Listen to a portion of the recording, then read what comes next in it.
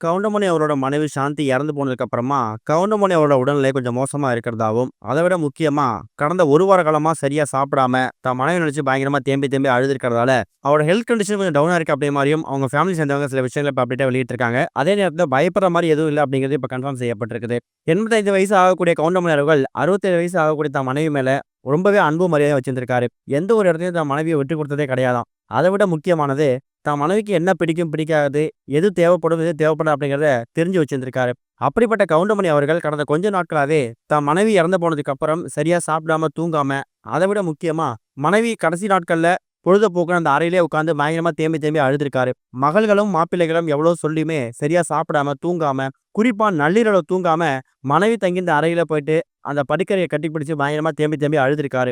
ஒரு கட்டத்துல இவரு உடம்பு சரியா சாப்பிடாத சிச்சுவேஷன்ல கொஞ்சம் டவுன் ஆக ஆரம்பிச்சிருக்குது. அதுக்கப்புறம் டாக்டர்ஸ் கூப்பிட்டு செக் பண்ணி பார்த்துட்டு, ரொம்ப உடம்பு லோ ஆயிடுச்சு. சரியான சாப்பாடு எடுத்துக்கிறது கிடையாது. உடம்பு டீஹைட்ரேட் ஆயிடுச்சு. சரியான நேரத்துல தண்ணி குடிக்கிறது கிடையாது. இவர யாராவது ஒரு ஆள் பார்த்துக்கோங்க. அம்மா இறந்த விஷயம் கொஞ்சம் வருத்தமான விஷயம் தான். ஆனா அத விட அப்பாவோட உடம்பையும் அவங்க பார்த்துக்கணும். 85 வயசு ஆகுது அப்படிங்கும்போது, இவரையும் ஒரு ஆள் பார்த்துக்க வேண்டியது இருக்கு.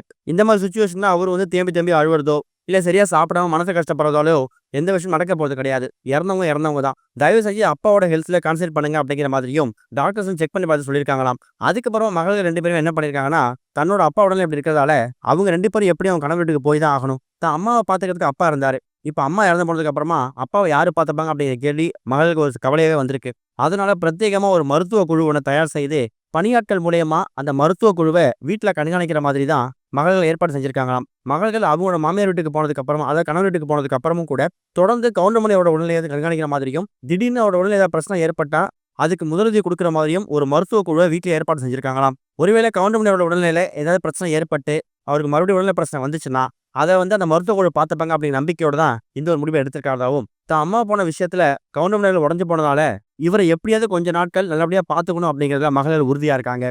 இதுவரைக்கும் கனெக்டிங் டிவிக்கு சப்ஸ்கிரைப் பண்ணனா மறக்காம சப்ஸ்கிரைப் பண்ணிக்கங்க. உடனடி அப்டேட்ஸ் பெறுவதற்கு நோட்டிஃபிகேஷன் பெல்லையும் கிளிக் பண்ணிக்கங்க.